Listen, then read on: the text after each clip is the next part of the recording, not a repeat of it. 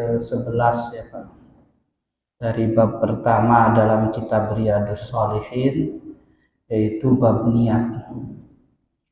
Nah, hadis ke-11 ini secara umum berbicara tentang memahami catatan amal perbuatan kita manusia. Ini matan kitabnya ya Pak. Hadisnya diriwayatkan oleh Imam Bukhari dan Imam Muslim, muttafaq alaih, disepakati kesahihannya, dari sahabat Nabi ya, juga sepupu Rasulullah Sallallahu Alaihi Wasallam, Abdullah bin Abbas, turjumanul Quran, radhiyallahu anhuma, an Rasulillah Sallallahu Alaihi Wasallam, dari Rasulullah Sallallahu Alaihi Wasallam, fima yarwi an Rabbih tabaraka wa ta'ala, yang mana Rasulullah meriwayatkan dari Allah Subhanahu wa ta'ala. Allah berfirman, berarti ini hadis qudsi ya Pak. Allah berfirman, innallaha, sesungguhnya Allah, katabal hasanati wasayyiat, mencatat amal baik dan amal buruk. Yang dicatat Bapak Ibu dua, satu amal yang kita lakukan, yang kedua amal yang orang lain lakukan Pak, tapi penyebabnya kita. Yang dicatat dua, contoh amal yang kita lakukan itu ya sholat kita lakukan.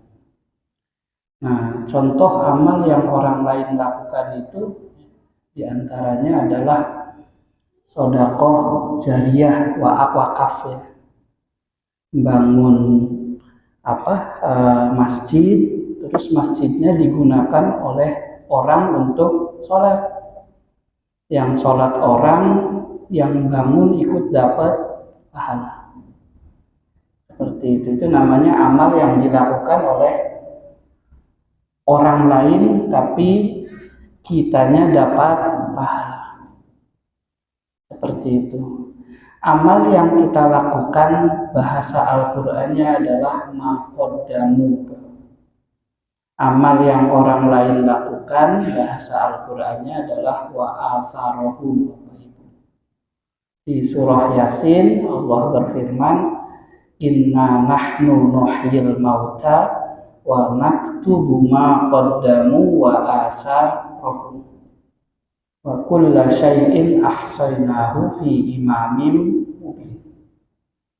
Inna, sesungguhnya kami, Allah, kata Allah, nahnu, kami Allah, nuhyil mauta, akan membangkitkan orang-orang yang sudah mati untuk hari pertanggungjawaban.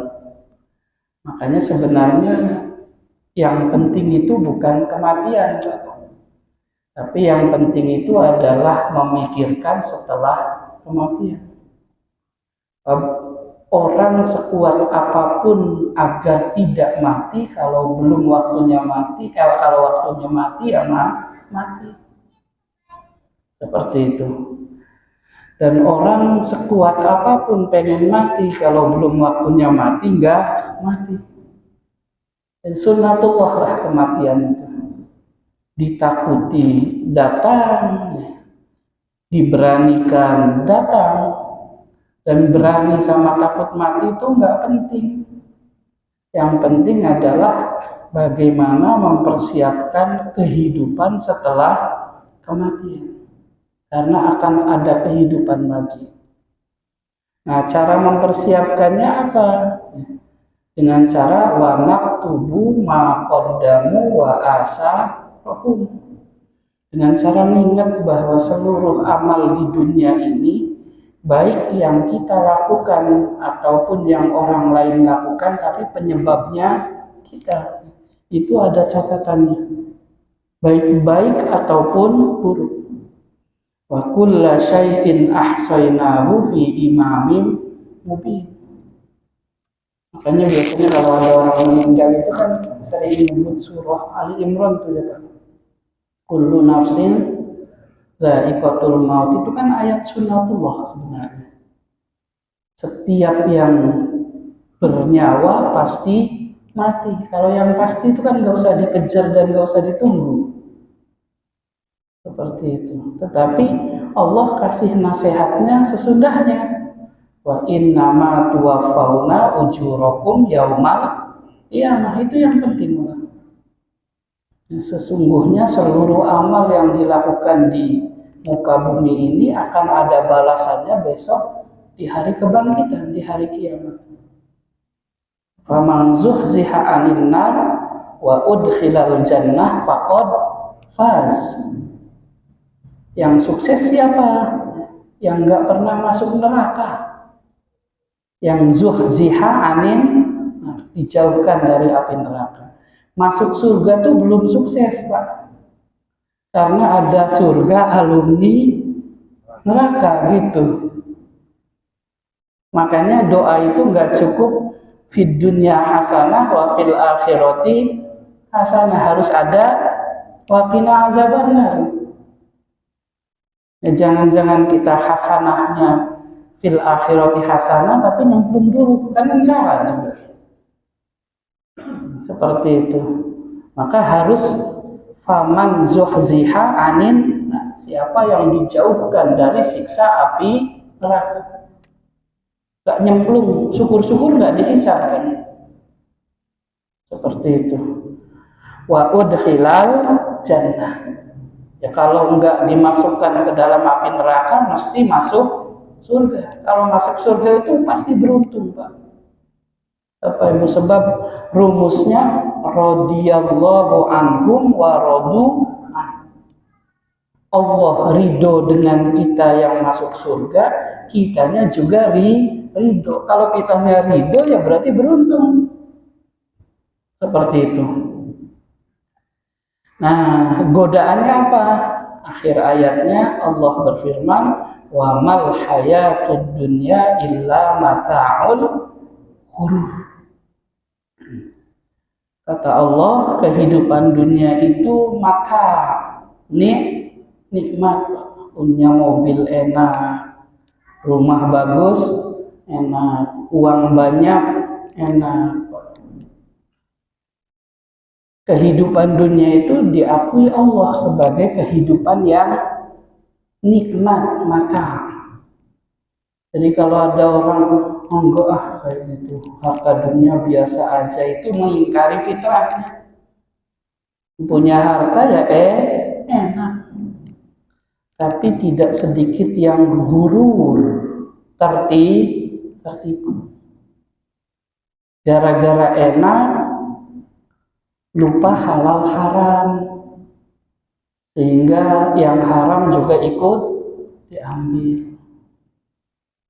Gara-gara enak, Pak, lupa kalau itu dilarang Allah, sehingga harta yang dimiliki untuk fasilitas kemaksiatan.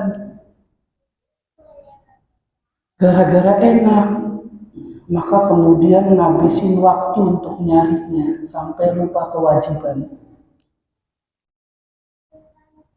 Nah, itu namanya apa? Nipu. Kalau sudah ketipu susah dinasehatinya.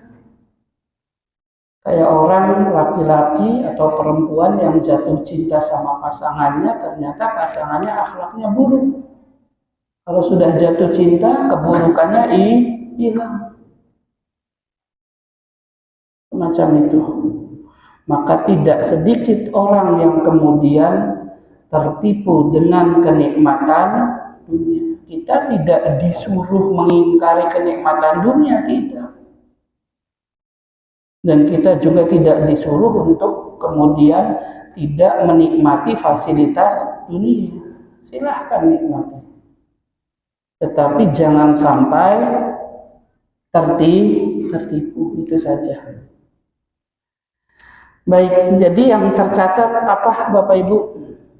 Yang kita lakukan sama yang orang lain lakukan, tapi penyebabnya tidak. Dia pintar nyopet tuh yang ngajarin saya, ya dosanya ikut tuh Pak.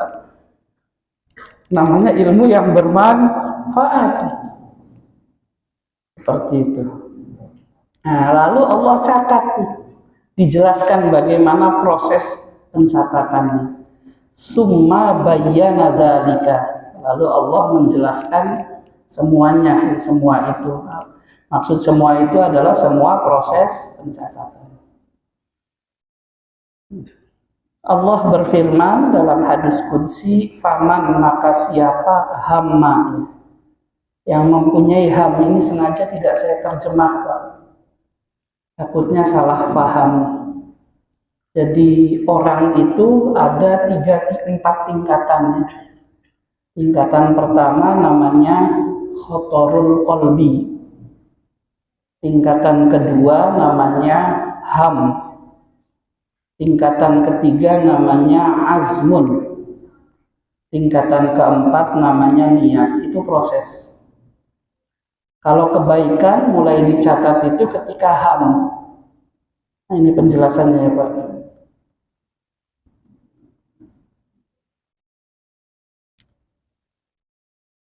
Pertama namanya khotorul qalbi.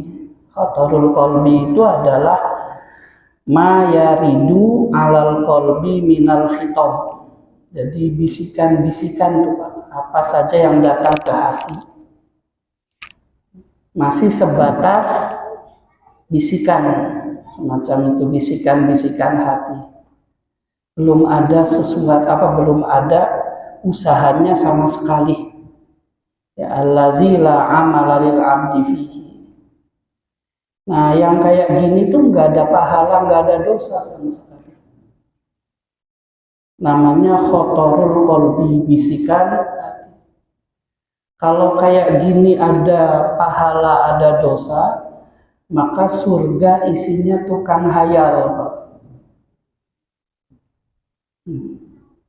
Surga isinya tukang hayal. Gampang kita itu. Pengen sodakoh semiliar. Kalau ditanya, nanti buat kamunya apa sodakoh semiliar? Ya gampang, menghayal lagi Pak. Namanya juga nggak ada. Nah itu hayalan, bisikan hati, tidak dicatat. Pengen sholat malam, pengen puasa, pengen belajar Quran, pengen ahli ibadah, pengen haji tiap tahun. Ada pahalanya enggak Pak? Enggak sama sekali. Kecuali ada usaha. Namanya khotorul. Hadisnya ini. Riwayat Bukhari Muslim dari Abu Hurairah radhiyallahu anhu. Rasul bersabda, innallaha, sesungguhnya Allah atau sungguh Allah, tajawaza. Tajawuz itu membiarkan, nggak nyatet. Ya, li ummati, pada umat Rasulullah. Ma hadasat bihi anfusaha, apa-apa yang menjadi bisikan hati. Malam ya'malu bihi, sebelum ada usaha melakukannya. Pengen qiyamul lail, sholat malam, tahajud. Terus usahanya apa? Belum ada sih. Ya belum ada pahalanya. Kecuali sudah ada usaha. Apa contoh usaha? Habis isya tidur, nggak ngobrol dulu, itu namanya usaha. Ditanyain, kenapa kok habis isya langsung tidur? Biar malamnya bisa bangun. Tapi kalau kemudian pengen qiyamul lail, habis isya begadang, ngobrol seperti itu, nanti jam 1, jam 2 tidur. Seperti itu. Ya susah kalau semacam itu. Makanya kalau ada istilah para jamaah ya, orang yang penting niat dulu biar dicatat pahala, itu salah paham Bapak Ibu. Sebab khotorul qalbi itu bukan niat sama sekali. Ya kalau khotorul qalbi atau bisikan hati dianggap niat, Ibadah kita ngayal aja, ringan Pak. Sebab paling ringan itu menghayal. Ya, usaha dunia juga gampang. Kalau menghayal ya Pak, nggak perlu 5 menit, bahkan setengah menit juga sudah kaya raya. Ngayal tuh. Gitu. Nah, ini usaha jualan bakso, tiba-tiba laris, buka cabang di mana-mana, punya rumah bagus, punya istri 4, namanya ngayal. Belum setengah menit sudah banyak tuh. Nah, baik. Yang kedua namanya ham, yang tadi dalam hadis. Ham itu definisinya adalah tawajjuhul qalbi, keinginannya itu sudah mantap, agak mantap, tapi sudah mulai usaha, belum maksimal tuh usahanya. Nah, di sini di wilayah dapat 1 pahala sempurna. Kalau contoh misalkan mau berangkat haji, sudah mulai nabung, itu sudah ada usaha. Seperti itu. Itu yang dapat pahala utuh. Nanti kalau usahanya tambah, pahalanya nambah. Usahanya nambah lagi, pahalanya nambah. Sampai berapa? Sampai 9 kali lipat. Sampai 9 kali lipat. Nah, 9 kali lipat itu diproses al-azmu. Sebab azam itu adalah tekadnya sudah kokoh, usahanya sudah maksimal, tinggal pelaksanaan. Jadi khatarul qalb, terus kemudian ham, terus kemudian al-azmu, azam itu berarti usahanya sudah maksimal. Kalau sholat itu sudah wudu, pakaiannya sudah rapi, tinggal Allahu Akbar, itu azam namanya. Nah, di wilayah azam ini di mazhab Hambali disebut niat, Pak. Di mazhab Maliki disebut niat, Bapak Ibu. Sehingga di mazhab Hambali, di mazhab Maliki itu kalau niat sholat sebelum Allahu Akbar, niat dulu, saya niat sholat zuhur dalam hatinya, semacam itu, terus Allahu Akbar. Itu mazhab Hambali sama mazhab Maliki.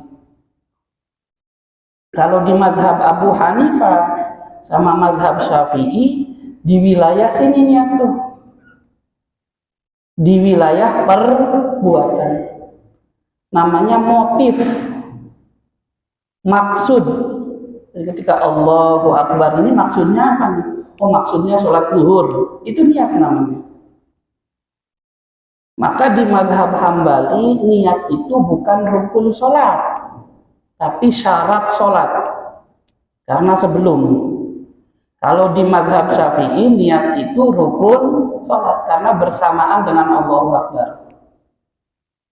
Tapi kalau niat sholat maghribnya dari rumah, Pak, itu namanya mazhab sekar, Pak, sekar PDW, nggak ngikut ulama.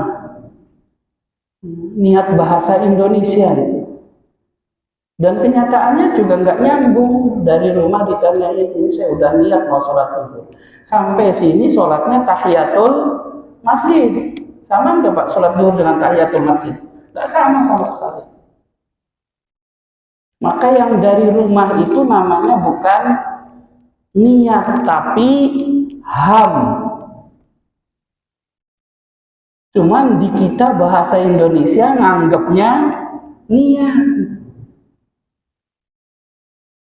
Nah, kalau sudah wilayah niat, para jamaah, hadisnya minimal 10.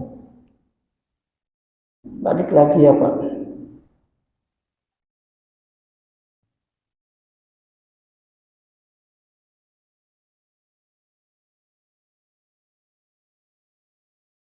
Nah, faman hamma bihasanatin, siapa yang punya ham dengan kebaikan, terus falam ya'malha, baru usaha gagal, dapat berapa? 1. Seperti itu. Kata bahallah indahu hasanatan kamilah. Dicatat satu pahala kebaikan yang utuh sempurna. Itu ham. Wa in hamma biha fa'amilaha. Tapi kalau diamalkan, berarti tandanya sudah apa tuh? Niat. Minimal berapa? Kata bahallah asra hasanat. Allah tuh apa? Catat 10 kali lipat kebaikan. Jadi niat itu paling minimal dapatnya berapa? 10, Pak. Kalau niatnya benar seperti itu, maka niat itu sangat berpengaruh. Tambah ikhlas bisa nyampai 700. Ikhlasnya luar biasa sampai kemudian ya, catatannya tidak ada hitungannya, saking banyaknya. Maka kemudian Imam Nawawi meletakkan hadis ini di bab niat dan ikhlas. Coba ada orang amalnya sama, pahalanya beda.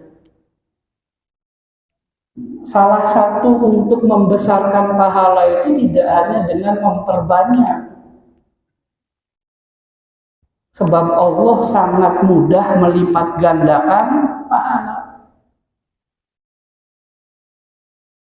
Semacam itu. Nah, maka salah satu prosesnya adalah dengan cara memperbaiki niat. Bahkan amal besar, Pak, bisa hancur gara-gara niat. Ada hadis tentang 3 amal besar. Yang pertama apa? Penyebar ilmu. Yang kedua, orang dermawan. Yang ketiga, orang yang berperang melawan orang kafir, mujahid sampai mati syahid. Tapi ternyata 3-tiganya dibalas sama Allah dengan neraka. Gara-gara salah niat. Jadi peran niat itu luar biasa. Kalau dalam hadis yang pertama di bab ini kan innamal a'malu binniyat. Setiap amal soleh ibadah itu ya, bisa punya nilai kalau ada niatnya. Wa innama likulli imri'in ma nawa. Setiap orang mendapatkan pahala sesuai dengan niatnya. Lalu Rasul kasih contoh. Ibadahnya sama-sama hijrah. Tapi niatnya beda. Faman kanat hijratuhu ilallahi wa rasulih fa hijratuhu ilallahi wa rasulih. Faman kanat hijratuhu lidunya yusibuha awim ro'ati yankihuha fa hijratuhu ila ma hajara ilaihi. Itu kan bab awal ya hadis soal ini. Hadis pertama, kata Rasul, ibadah hijrah ternyata ada yang niat hijrahnya karena Allah, ikhlas. Ada yang niat hijrahnya karena dunia. Ada yang niat hijrahnya karena menikahi perempuan. Ya dapatnya sesuai dengan niatnya. Walaupun yang dikerjakan sama. Ini kan amalnya sama ya Pak. Sama-sama sholat maghrib. Sama-sama berzikir setelah sholat maghrib. Sama-sama duduk hadir ke majelis ilmu. Pahalanya sama enggak Pak? Enggak sama sekali. Tergantung niat. Maka bisa pahalanya mencapai yang tidak terhingga gara-gara kualitas niat. Tapi paling minimal 10 itu standar minimal ikhlas. Kalau ikhlasnya hilang ya hilang kan semacam itu.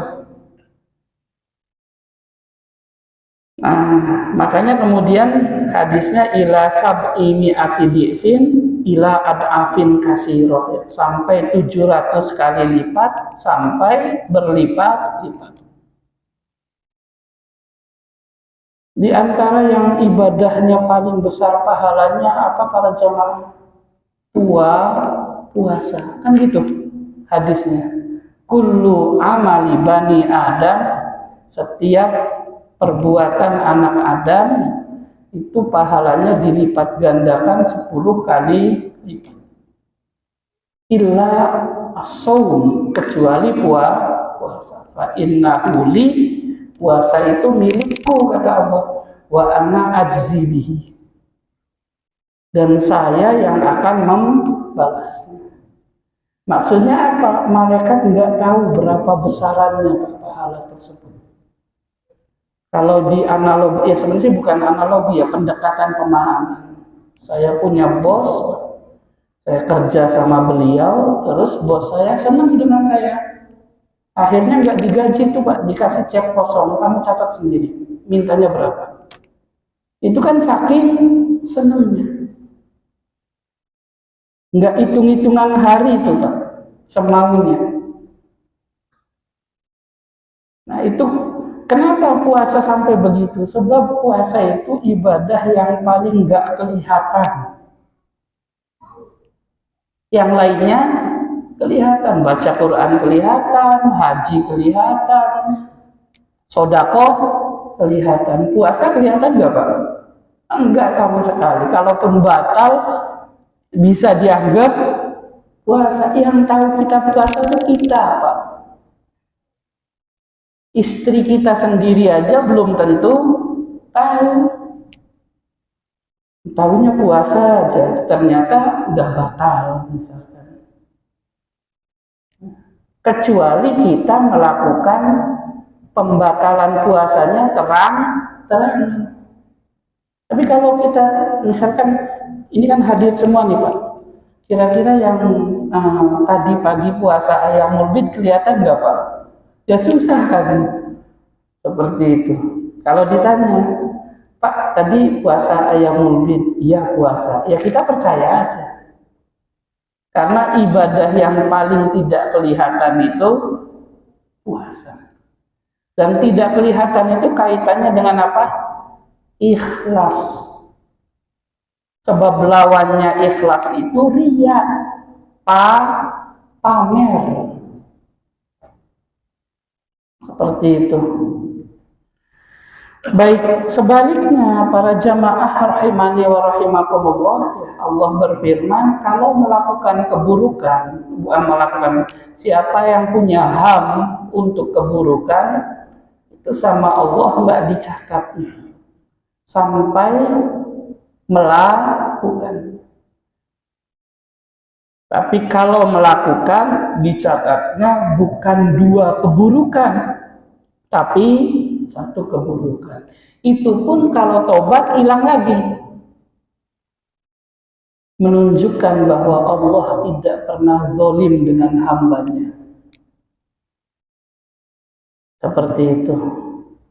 Nah, maka para jamaah rahimani wa rahimakumullah, hadis ini memberikan pelajaran ke kita akan pentingnya memperbaiki niat.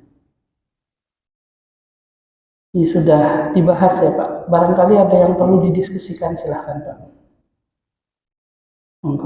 Barangkali ada yang perlu ditanyakan. Silahkan Bu.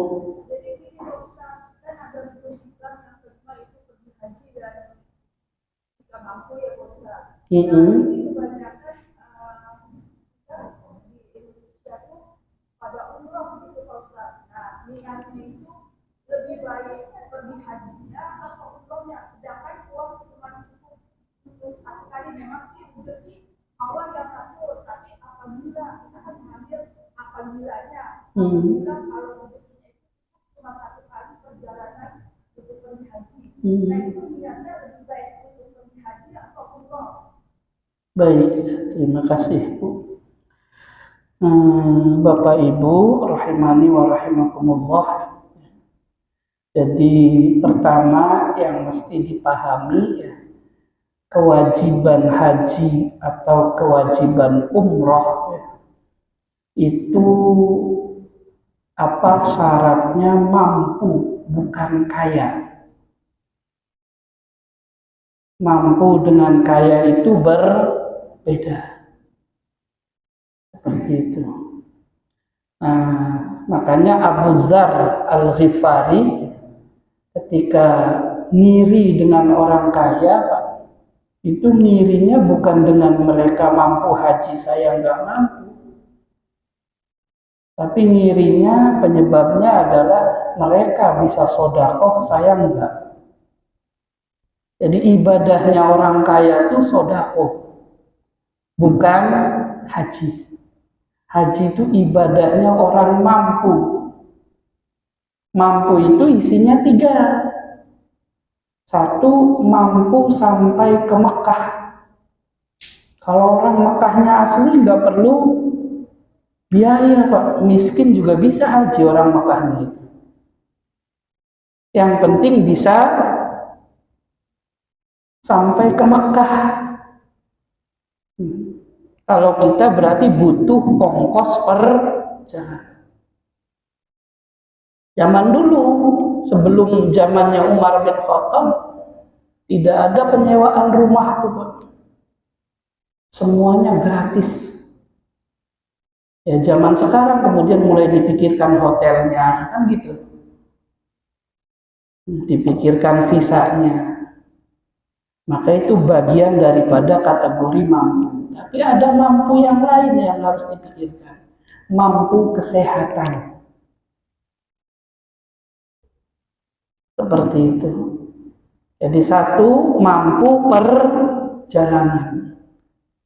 Yang kedua, mampu kesehatan. Kalau badannya sudah tidak sehat, ya nggak bisa haji.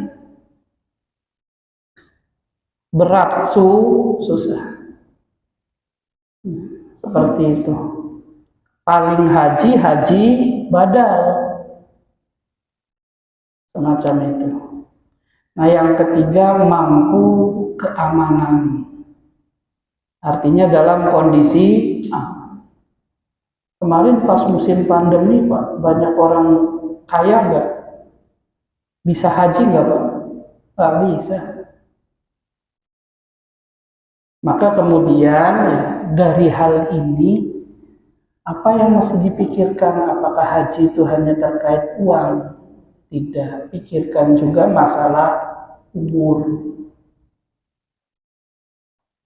Seperti itu. Sebab kalau sudah sepuh bisa jadi nggak mampu haji. Sedangkan kalau daftar haji, daftarnya sekarang berangkatnya wallahu a'lam bishawab tuh. Di Bekasi ya, Pak. Seperti itu. Nggak bisa memastikan. Kadang muncul kuotanya, 22 tahun lagi. Tahun depan bukannya ngurang, malah nambah 27 tahun lagi kayak gitu. Makanya jawabannya wallahu a'lam bishawab.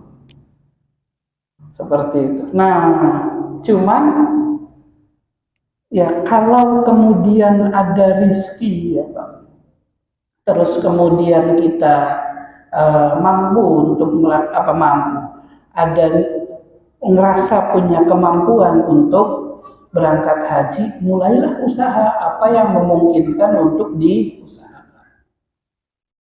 Apakah haji dulu atau umroh dulu?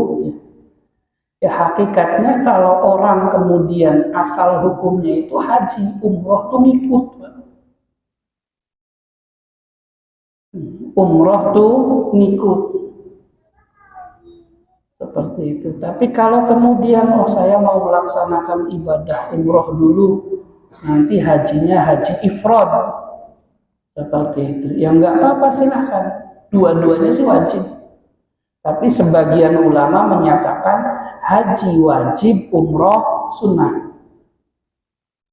Ada ulama yang menyatakan haji wajib, umroh wajib. Dengan dalilnya masing-masing. Nah, kita tinggal ikut siapa. Kalau kita ikut yang menyatakan haji wajib, umroh wajib, maka dahulukan umroh yang mungkin. Karena yang memungkinkan umroh.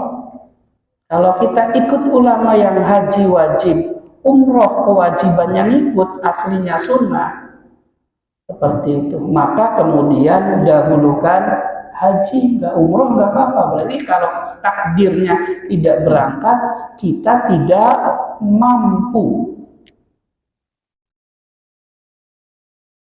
Baik, cukup ya Bu, wallahu a'lam. Ada lagi Pak, Bapak Ibu silahkan. Silahkan Pak.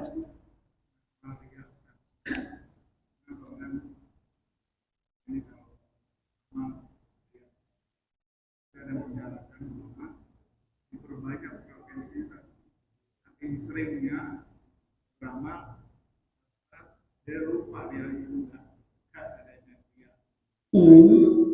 Kategorinya apa yang di antara dia yang lupa gitu. Jadi karena banyaknya ini dia nggak ada dia. Baik. Sebenarnya itu ilmu logika ya Pak Haji. Kalau sering beramal nanti rianya hilang. Ilmu logikanya gini Pak. Jadi analogi orang kalau masih sekolahnya TK itu biasanya perlu diapresiasi agar mau belajar. Jadi normal-normal saja kalau masih TK, masih SD, rebutan peringkat, kan kayak namanya juga anak TK. Tapi kalau nanti Pak sudah butuh ilmu di tataran SMA, kuliah, maka sudah berubah tuh, nggak penting nilai, yang penting ilmunya. Karena dia sudah sadar pentingnya ilmu. Tapi ada yang sampai kuliah pun masih tetap nyari peringkat, ilmunya nggak penting. Sehingga SKS kan semacam itu. Pokoknya yang penting saya jadi juara. Habis itu ilmunya hilang lagi, nggak jadi masalah. Yang model kayak gitu ada, Pak. Maka kemudian ketika seseorang beramal ria, udah beramal aja dulu. Nanti juga suatu saat ada ikhlasnya. Ya, mudah-mudahan. Tapi yang sampai wafat ria juga ada. Seperti itu. Nah, bagaimana cara memutus ria? Ria itu urusannya dengan hawa nafsu. Innan nafsa la ammaratun bisu. Seperti itu. Sehingga nafsu pengennya kita mendapatkan apresiasi dari orang, dari setiap amal yang kita lakukan. Termasuk ngajar kayak gini. Kalau banyak yang senang, wah senang. Itu berarti kan tergantung orang. Enggak penting tuh Pak, ilmunya bener atau salah, Allahnya ridho atau enggak. Yang penting jamaahnya senang. Nah itu bagian daripada kategori riya. Al-amal li ajlin nas, beramal soleh karena manusia. Semacam itu.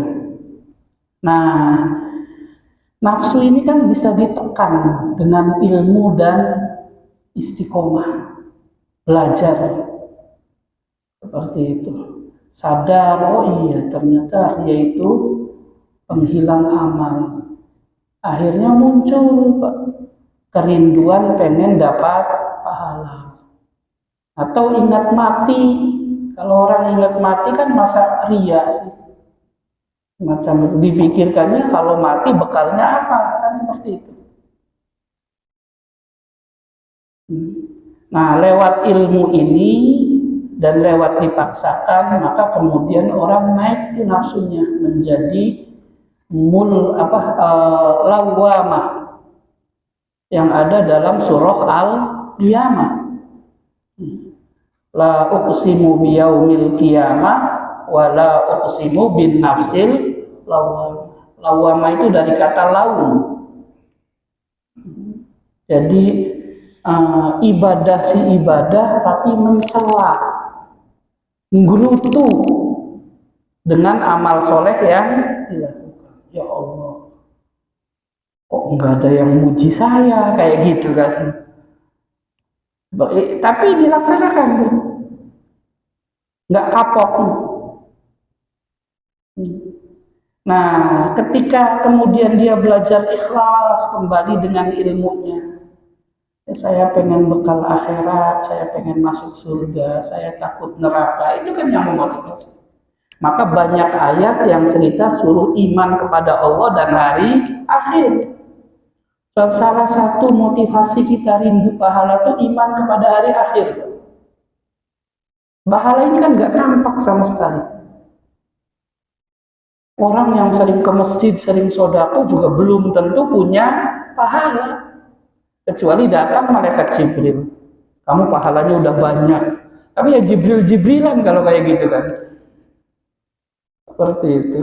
Jadi tidak ada yang menjamin bahwa kita ini pahalanya sudah banyak. Kita hanya baru bisa berusaha. Sehingga keimanan kita akan kehidupan setelah meninggal itu membuat kita fastabiqul khairat. Terus berlomba. Macam itu. Nah, sampailah kepada tingkatan namanya mulhimah.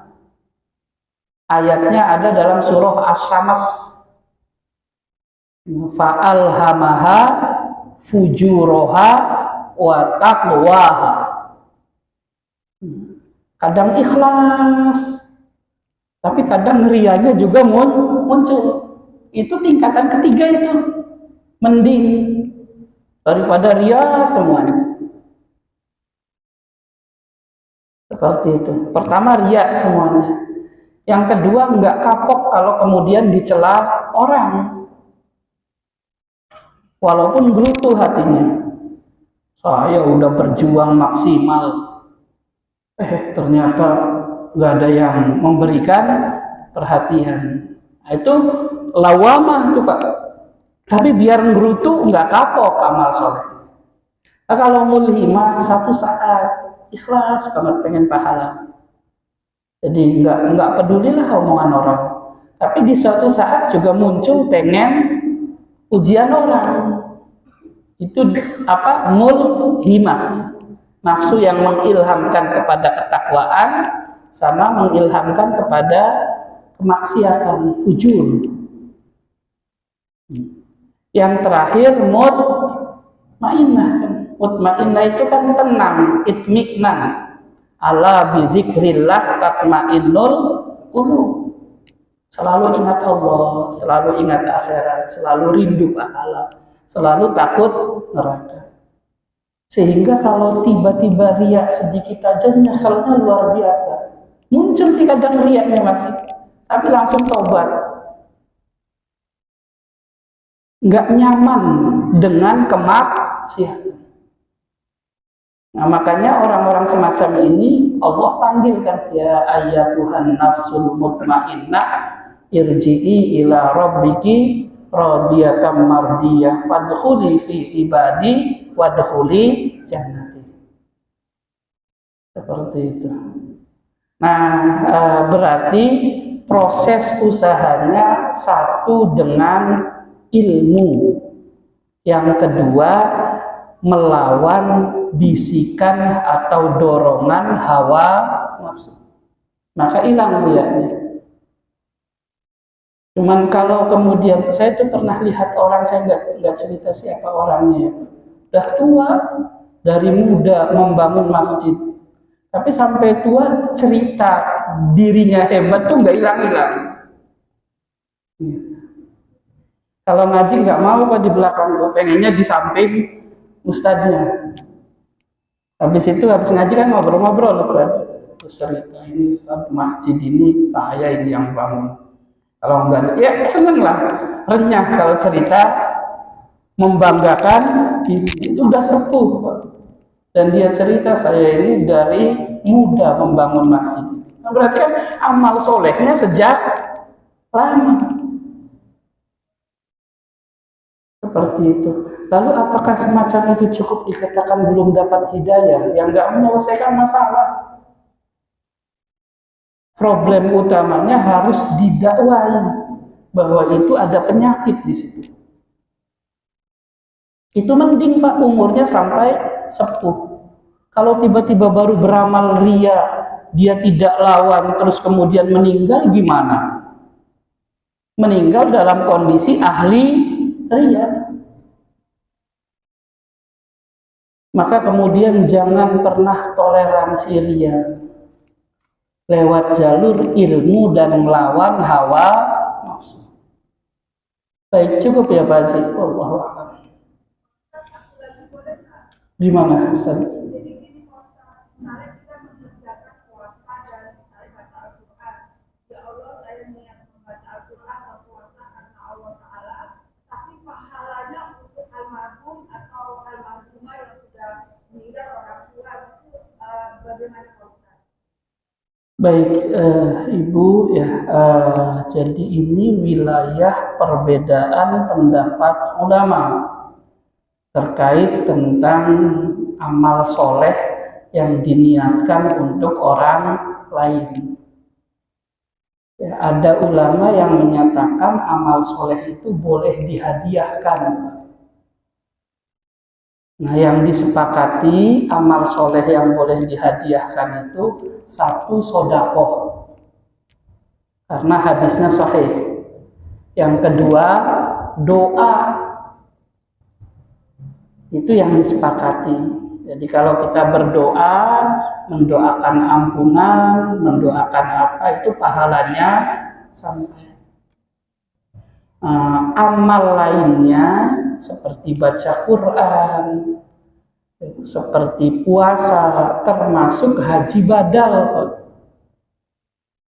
Haji badal itu ada yang menyatakan boleh, ada yang menyatakan tidak boleh. Itu kan kirim pahala namanya. Yang menyatakan tidak boleh, hadis yang terkait haji badal itu dengan nazar. Tapi kalau tidak ada nazar maka tidak dilaksanakan. Semacam itu. Nah, karena ini wilayah perbedaan pendapat, maka ya santai-santai saja ya Pak. Bagi yang insya Allah punya keyakinan bisa sampai, lakukan. Insya Allah sampai. Tapi bagi yang meyakini tidak sampai, ya jangan lakukan. Kalau yakin nggak sampai dilakukan, nggak nyampe nanti Pak. Karena ibadah itu problemnya pendorongnya keyakinan. Dan itu ulama menjelaskan dalilnya masing-masing. Nah, penjelasan ulama tentang dalil itu bukan untuk menentukan kebenarannya di mana, tetapi untuk meyakinkan kita agar ibadah kita ini kemudian berdasarkan zon, berdasarkan keyakinan. Saya yakin kok ada Qur'annya, ada hadisnya. Karena kalau tolak ukurnya siapa yang benar, bisa-bisa dua-duanya benar. Ini sedikit mohon waktu ya Pak. Saya mau cerita sedikit Pak.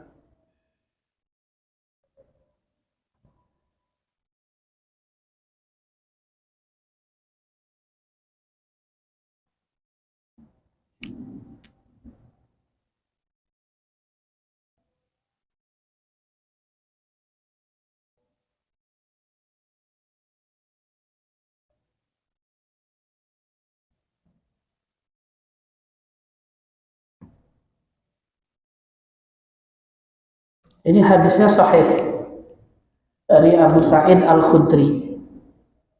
Ada dua laki-laki para jamaah sedang melakukan safar, sahabat Nabi.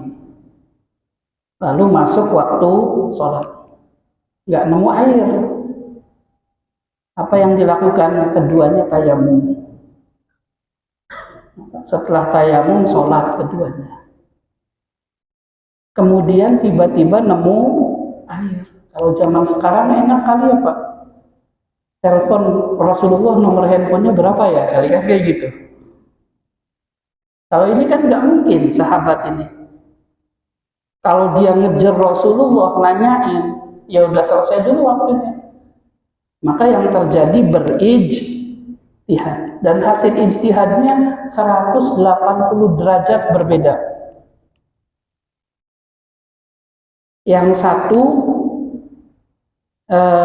dia ngambil air wudhu, sholat kembali. Yang satu nggak wudhu. Saya sebenarnya bisa jelaskan kenapa ngambil wudhu, kenapa nggak ngambil wudhu. Itu para ulama menjelaskan di kitab fikih masyhur itu. Intinya sih ada yang kemudian berpendapat berwudhu, sholat lagi, yang pertama berarti batal yang pakai tayamum. Ada yang mengatakan sah, nggak perlu wudhu, nggak perlu sholat. Ini kan perbedaannya 180 derajat di zaman Rasul. Nah, setelah selesai, nggak pulang dia ke rumah, langsung ke Rasulullah Shallallahu Alaihi Wasallam, nanyain ijtihad mana yang benar. Bukan ya, kalau zaman sekarang nanyainnya ke pewarisnya, para ulama kan. Para ulama ini kira-kira mana yang benar, kan kayak gitu. Nanya ke Rasulullah Shallallahu Alaihi Wasallam, Rasul ngomong ke yang tidak mengulangi dulu. Jawabannya mencengangkan. Asobta sunnah, yang kamu lakukan sesuai sunnah. Berarti apa yang di pikiran satunya, Pak? Lawannya sunnah apa? Lawannya sunnah apa, Bapak Ibu? Bid'ah. Oh, berarti saya bid'ah dong, kan kayak gitu. Wa ajza'atka sholatuka. Kalau hadisnya berhenti sampai situ, maka yang satu dihukumi bid'ah. Tapi ternyata enggak. Kata Rasulullah, pada yang lain yang mengulangi sholat, lakal ajru marrotain. Bukan antamu tadi, bukan, Pak. Kamu dapat 2 pahala. Yang ngasih pahala Bapak Ibu siapa? Allah. Mungkin gak Rasul ngarang-ngarang? Gak mungkin. Wa ma yantiqu 'anil hawa in huwa illa wahyun yuha. Berarti Allah membenarkan kedua perbedaan yang 180 derajat. Maka ya kita santai sajalah Bapak Ibu. Santai saja tuh gini. Melihat perbedaan itu untuk meyakinkan kita mana yang mesti kita pilih. Bukan untuk menyalahkan yang lain. Karena bisa jadi dua-duanya benar di sisi Allah. Ada istilah kebenaran itu satu, dalilnya bukan hadis tapi logika. Ijtima'ud diddain. Tidak mungkin dua hal yang berbeda berkumpul itu saja. Maka dikatakan al-haq wahid, kebenaran satu. Ini kebenarannya 2 kok. Dan hadisnya sahih. Semacam itu. Maka ulama menyampaikan dalil itu bukan untuk mengklaim saya yang paling benar. Hanya untuk meyakinkan para muridnya, para jamaahnya, bahwa kamu ikut yang ini aja. Tapi yang sana juga bisa jadi benar. Semacam itu. Baik, jadi kalau ibu yakin sampai, lakukan, tidak masalah. Ada ulamanya, ada dalilnya. Kalau tidak meyakini sampai, ya jangan lakukan. Ada satu cerita lagi, Pak. Jadi istrinya itu punya keyakinan kalau nyentuh suaminya batal. Suaminya punya keyakinan kalau nyentuh istrinya gak batal, ribut terus tuh, Pak. Nah, dalam satu majelis ditanyain ke saya bilang, ya udahlah Bu, nggak usah repot-repot. Kalau suaminya ngajak salaman, tinggal ibu wudu lagi kayak gitu kan. Nanti suami saya ya nggak usah wudu, kan dia punya keyakinannya nggak wudu. Maka ya, yang penting kita orang awam itu prinsipnya sederhana. Fas'alu ahla dzikri In kuntum la ta'lamun. Kita ini Pak hidup cuman ikut ulama pewaris Nabi. Selamat insyaallah. Kalau saya tanya di sini nih Pak, salah satu gerakan sholat kita itu kan takbiratul ihram, Allahu Akbar. Kira-kira hadisnya mana ya Pak? Riwayat siapa? Ada yang bisa jawab nggak Bapak Ibu? Tapi kan nggak masalah. Namanya juga orang awam. Pokoknya punya keyakinan, saya dulu belajar sama ulama harus Allahu Akbar. Selesai gitu. Kalau harus disuruh tahu hadisnya, tahu Qur'annya, ya kita ini BBM naik aja udah pusing Pak, apalagi suruh ngapalin Quran sama hadis. Sudah wilayah ulama lah semacam itu. Wilayah kitanya ngikut. Makanya kemudian dalam surah At-Taubah itu Allah cerita falaula nafaru min kulli firqatin minhum ta'ifah liyatafaqahu fid din. Jadi cukup 1-2 yang mendalami paham Quran, paham hadis untuk ngajarin kita. Kitanya cuma ngikut. Saya pernah dengar ada ulama bilang boleh sampai ya ikuti, nggak masalah. Yang penting yakin itu benar. Baik, cukup ya Bu. Wallahu a'lam bishawab. Subhanakallahumma wa bihamdika asyhadu an la ilaha illa anta astaghfiruka wa atubu ilaik. Assalamualaikum warahmatullahi wabarakatuh.